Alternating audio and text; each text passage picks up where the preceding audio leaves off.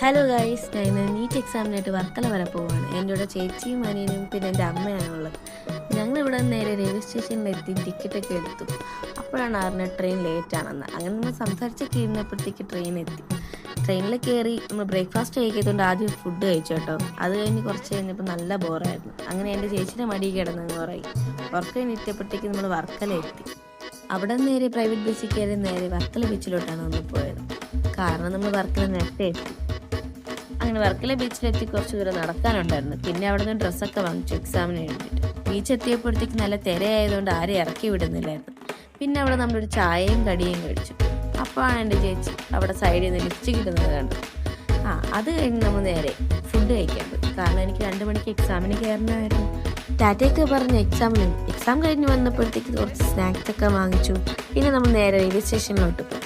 അങ്ങനെ നമ്മൾ 9:30 ആയപ്പോഴത്തേക്ക് മീറ്റിങ്ങിലെത്തി. അവിടെ നല്ല വിശപ്പ് കൊണ്ട് ഫുഡൊക്കെ കഴിച്ച് നമ്മൾ അവിടെ നേരെ വീട്ടിലോട്ട് പോയി. അപ്പോൾ ഇന്നത്തേക്ക് എത്രയേ ഉള്ളൂ. Bye bye.